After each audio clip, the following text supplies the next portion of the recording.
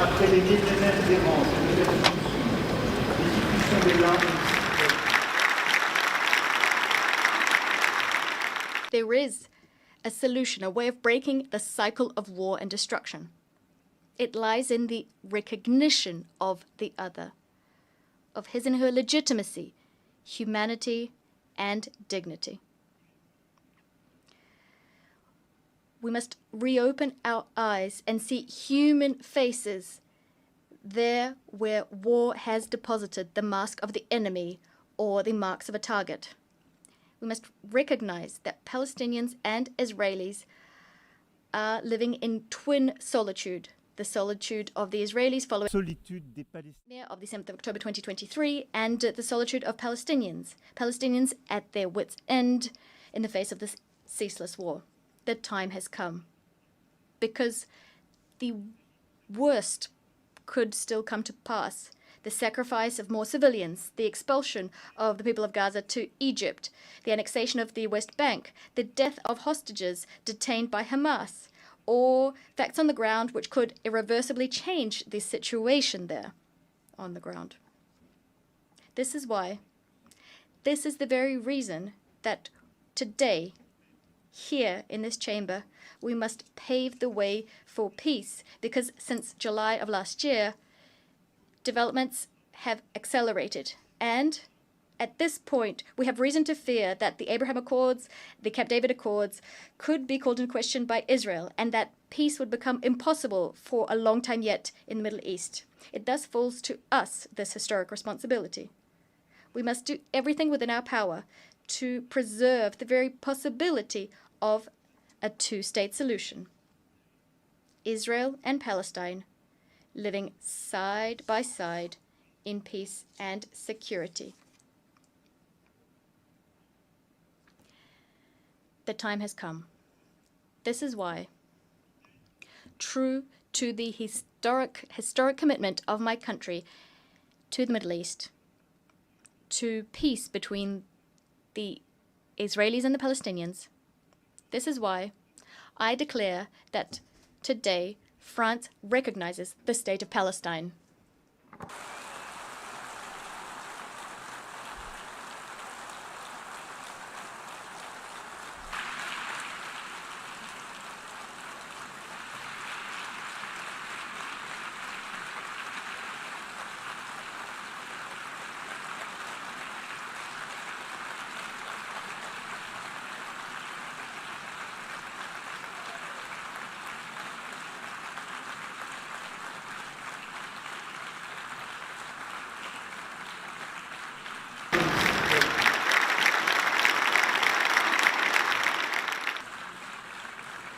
Cette reconnaissance This recognition is a way of affirming that the Palestinian people is not a people too many. On the contrary, this is a people who never says goodbye to anything, as Mahmoud Darwish said. A people with a strong history, roots, and dignity.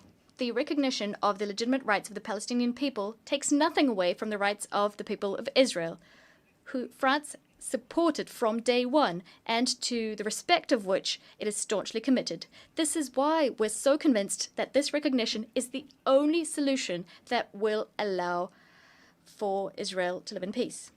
France has never wavered standing by Israel's side, even when its security was at stake, including when there were Iranian airstrikes.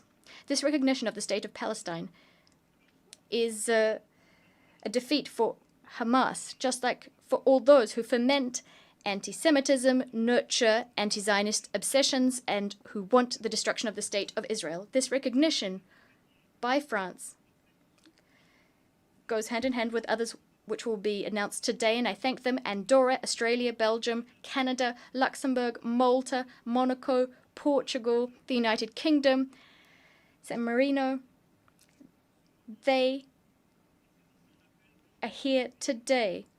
They answered our call issued in July and took the responsible choice, the necessary choice, the choice to opt for peace.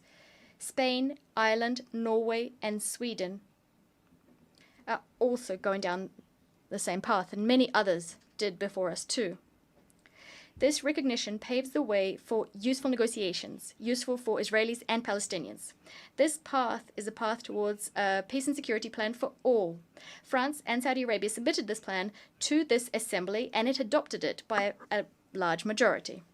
It carries our common ambition to break the spiral of violence and to change the situation on the ground. We managed to take a step towards one another, to move away from our habitual stances and to set concrete objectives. We must now set in motion a cycle of peace that meets the needs of all parties. The top priority of this peace and security plan, and it's very urgent, that is to ensure the release of 48 hostages and put an end to military operations throughout the territory of Gaza. I commend the efforts undertaken by Qatar, Egypt, and the US to achieve this. I ask Israel to do nothing more that would thwart these efforts coming to fruition. Hamas was vanquished on the military front as we neutralized its leaders and decision makers. It must also be vanquished politically to be truly dismantled. As soon as a ceasefire is agreed, we must mount a massive collective effort to provide assistance to the people of Gaza. I'd like to thank Jordan for their commitment and recall Israel's absolute obligation, that is to facilitate humanitarian access to Gaza to assist its population, which has lost everything. The second priority is to stabilize and to rebuild Gaza. A transition administration incorporating the Palestinian Authority as well as the young people of Palestine, together with security forces, the establishment of which we will accelerate, will have the monopoly over security in Gaza. It will implement the dismantlement and disarmament of Hamas. And this with the support of international partners and the necessary means required for this difficult mission.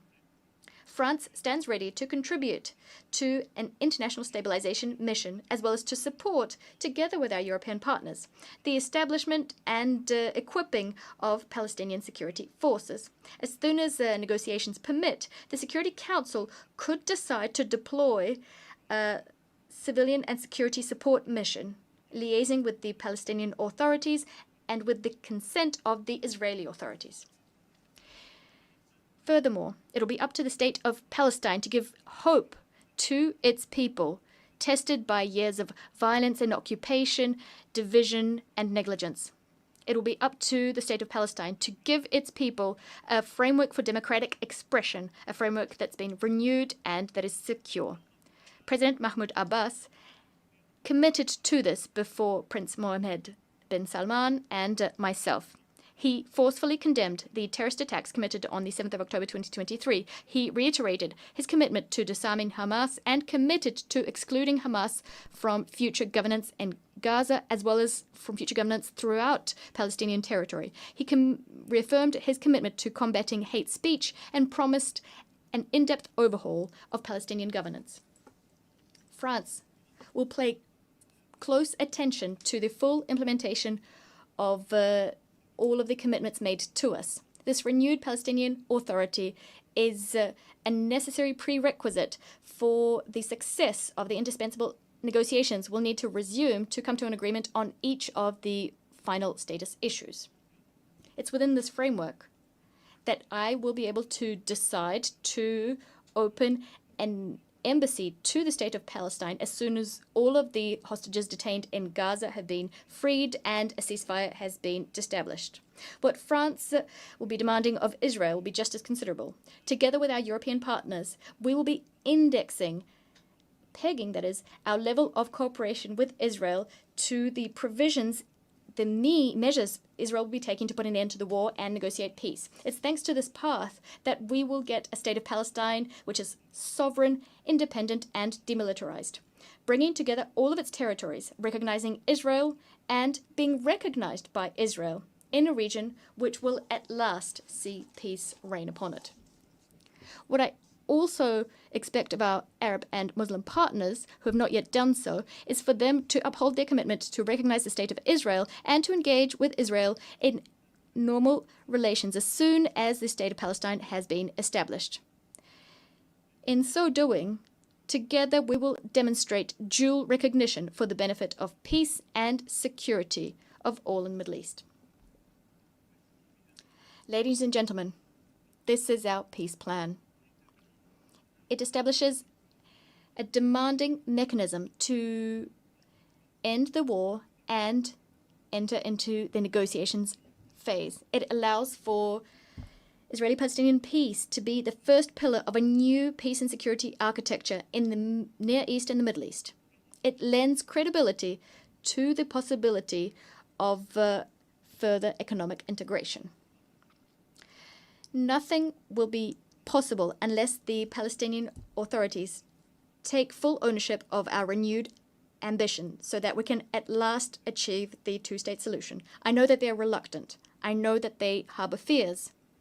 And with the utmost respect, I hear the Israeli people, their sadness, their fatigue. But I want for the Israeli authorities to also hear this and to in turn take on commitments. I know that the Israeli people and the Israeli leadership have the strength to do this. I remember when I was a young man, when I learnt of the horrible assassination of Yitzhak Rabin, almost 30 years ago. He was killed for wanting peace. When death was about to claim him, the heroic warrior of the State of Israel said, and I quote, I fought so long as there was no chance of peace, end of quote. But today, there is such a chance. Today, here, 142 states are proposing this peace. They're extending out their hands, ready to be shaken. So yes, the time has come to put an end to the war in Gaza. Massacres, death, right now. Urgency is what drives us. The time has come for Israel to live in peace and security from the Galilee to the Red Sea, through the Dead Sea and the Lake of Tiberias and Jerusalem. The time has come to no longer talk about the existence of the State of Israel. It's self-evident. The time has come to do justice to the Palestinian people and thus to recognize the State of Palestine, a brotherly country, a neighbor in Gaza, in the West Bank, and in Jerusalem. The time has come to cast out from these lands the vile face of terrorism and to forge peace. Yes, to forge peace. This is what has brought us here today. And we're very hopeful that we will be able to forge it. It is a choice we must make. It is our duty. Peace is much more difficult. It demands much more of us than all wars. The time has come.